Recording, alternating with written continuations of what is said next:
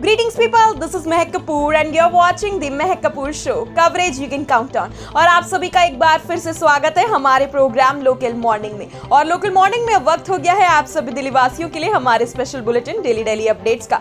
तो आइए नजर डालते हैं दिल्ली एनसीआर की खास खबरों की ओर।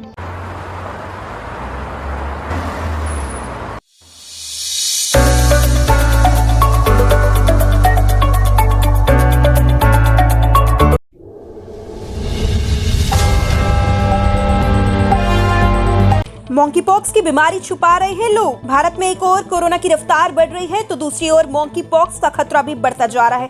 देश में अब तक मॉन्की पॉक्स के 4 मामले सामने आ चुके हैं। विदेश से आने वाले यात्रियों की निगरानी की जा रही है। एक चिंता की बात यह भी है कि मॉन्की पॉक्स का इंक्यूबेशन पीरियड 21 दिन तक का है, यानी संक्रमित होने के 21 दिन बाद भी लक्षण सामने आ सकते हैं। ऐसे में संक्रमण फैलने का खतरा ज्यादा है। केरल के बाद हाल ही में दिल्ली में मॉन्की पॉक्स का मामला मिला था। मरीज की कोई ट्रैवल हिस्ट्री भी नहीं थी और उसे एलएनजेपी अस्पताल में भर्ती कराया गया था।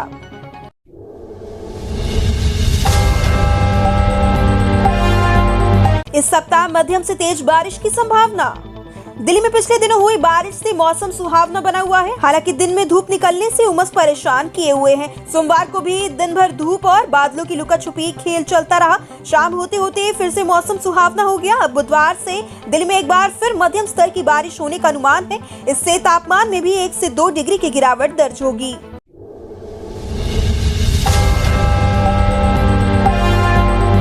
सस्ते दाम में ब्रांडेड जीन्स मिलेगी यहाँ। कॉनॉट प्लेस स्थित मोहन सिंह पैलेस में कम दाम में बढ़िया जीन्स आसानी से मिल जाती है। यहाँ पर रोजाना सैकड़ों की संख्या में लोग शॉपिंग करने आते हैं। आप कैसे पहुँच सकते हैं यहाँ? आप Mohan Singh palace metro station से भी जा सकते हैं। आपको यहाँ metro Rajiv Chowk metro station उतरना होगा। यहाँ से इसकी दूरी बिल्कुल पास है। इसके अलावा बस या कार से भी आप यहाँ आ सकते हैं।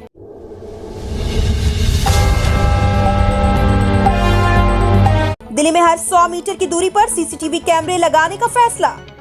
लोक निर्माण विभाग यानी पीडब्ल्यूडी की सड़कों पर प्रत्येक 100 मीटर की दूरी पर सीसीटीवी कैमरे लगाने का फैसला किया गया। इनकी निगरानी के लिए एकीकृत नियंत्रण केंद्र भी बनेगा। घोषणा के साथ ही उस काम को निर्धारित समय सीमा से पूरा करने के लिए जरूरी उपाय किए जाने की जरूरत है, जिससे कि दिल्ली की सड़कें अपराध मुक्त बन सके। यह सही है कि पिछले कुछ वर्षों में राजधानी की सड़कों पर अपराध बढ़े हैं। कई सड़कों पर रोशनी की पर्याप्त व्यवस्था नहीं है।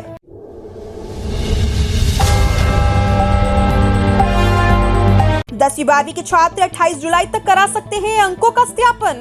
केंद्रीय माध्यमिक शिक्षा बोर्ड यानी सीबीएसई द्वारा 10वीं और 12वीं के परिणाम की घोषणा के बाद यदि कोई छात्र अपने अंकों में संतुष्ट नहीं हो तो वो अंकों को सत्यापन के लिए ऑनलाइन माध्यम से आवेदन कर सकता है। ऑनलाइन आवेदन की अंतिम तारीख 28 जुलाई है।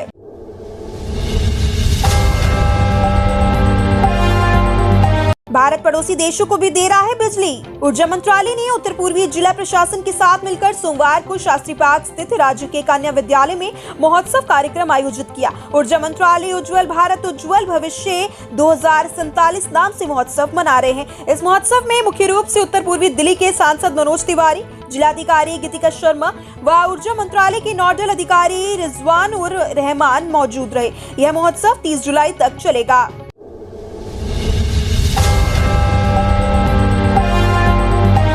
700 यात्रियों को आईआरसीटीसी देगा मुआवजा। पहले जहां भारतीय रेलवे अपनी लेट लतीफी के लिए जाना जाता था, लेकिन अब यह तस्वीर पूरी तरह से बदल चुकी है। ज्यादातर ट्रेन समय से अपने स्थान पर पहुंचती है और अगर ट्रेन लेट भी होती है तो उसका मुआवजा दिया जाएगा। जी हाँ, एकदम सही सुना आपने। भारत की पहली प्राइवेट ट्रेन तेजस एक्सप्रेस जो दिल्ली से लखनऊ जाती है वो तय समय से 3 घंटे लेट हो गई, जिसके बाद अब ट्रेन में सफर करने वाले 700 यात्रियों को आईआरसीटीसी मुआवजा देगा।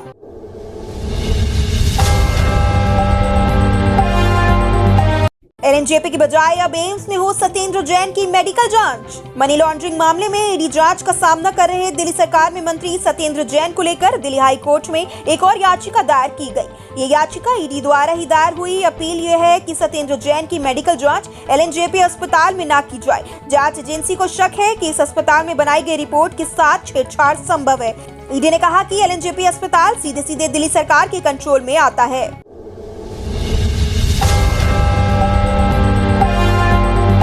मुस्लिम समुदाय के लोगों ने किया कांवड़ियों का स्वागत। एक और जहां देश में बिगड़ते माहौल में तमाम लोग आग को हवा देने में काम करते हैं, वहीं दूसरी ओर हर समुदाय में ऐसे लोग भी हैं जो समय समय पर सांप्रदायिक सौहार्द को बढ़ावा देने के लिए आगे आते हैं। नोएडा में भी सोमवार को ऐसा ही प्रेम में नजारा देखने को मिला, जहां पूरे देश के लिए मिसाल बन गया। जी हां, यहां मुस्लिम समुदाय के लोगों ने कावड़ियों का स्वागत किया।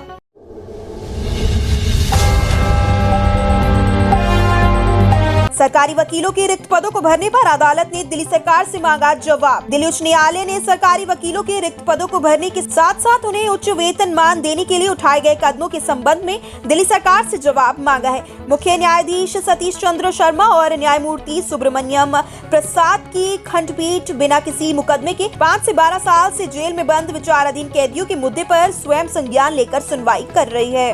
रोजाना दिल्ली की खास खबरों से जुड़े रहने के लिए चैनल को लाइक, शेयर, सब्सक्राइब करना बिल्कुल ना भूलें। और आप हमें कमेंट्स के माध्यम से अपने स्टेट और एरिया का नेम जरूर बताएं, जिससे हम आप तक आपके एरिया की न्यूज पहुंचा सके। और अगर आप भी अपनी न्यूज हमारे बुलेटिन के माध्यम से दुनिया तक पहुंचाना चाहते हैं तो डिस्क्रिप्शन में दिए गए लिंक पर जाएं और हमारे सभी सोशल मीडिया चैनल से जुड़े। और आज के लिए बस इतना ही। आपसे फिर मुलाकात होगी लेटेस्ट अपडेट्स के साथ इसी शो लोकल मॉर्निंग में, only on the Mahak Kapoor show. Coverage you can count on.